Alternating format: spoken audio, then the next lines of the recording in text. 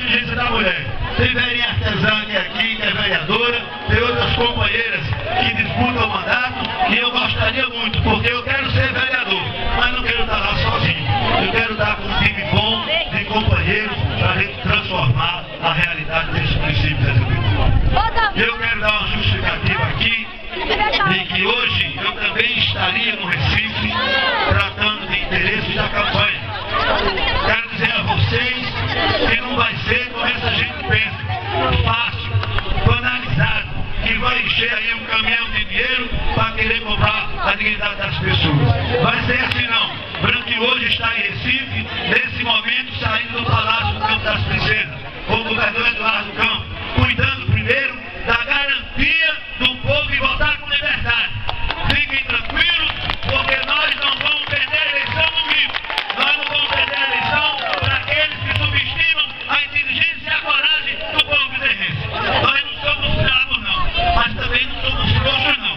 Nós vamos garantir a nossa vitória na lei e na legalidade. Estamos cuidando disso, Branquinho foi a Recife cuidar disso. Infelizmente não vai chegar a tempo para palestrar com vocês. Mas amanhã ele vem aqui, vai visitar aqui a comunidade e vai fazer aqui um ponto de calçada para reafirmar o seu compromisso e para dizer que o governador Eduardo Campos, mais uma vez, disse que a ele com certeza vai a Viseu, garanta a vitória, que nós vamos garantir a liberdade do povo. Nós vamos garantir que o povo vá com dignidade. Não vai ser, não se amedrontem, nem tenham medo que não vamos ganhar na conversa. Nós não estamos aqui para brincadeira, não somos mais crianças. Nós vamos ganhar as eleições porque Viseu se quer e porque o seu povo exige mudança. Despeço dos amigos, convidando todos para ir já agora para Cajazeiras, para lá também dizemos àquele povo da verdade que hoje se está em Viseu. Tenho, por fim, não gosto de fazer proposta de palanque, mas temos sonhos.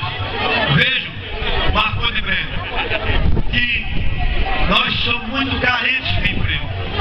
Aqui já foi uma região produtora de algodão, de batata doce, que produzia e vendia para muitos lugares, mas infelizmente a agricultura já não mais sustenta as pessoas.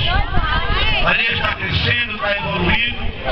Eu tenho observado que a Sulan, que é a costura, eu estava com o vice-prefeito Breno, já está aqui em Ameixa. Lá, por encruzilhada, pensa em gastronomia, pensa no artesanato, e eu quero ter o compromisso com essa comunidade. Porque, falando sinceramente, as pessoas procuram muito de volta, arranjam emprego na prefeitura. A prefeitura, felizmente, não vai poder bancar todas as pessoas que precisam trabalhar.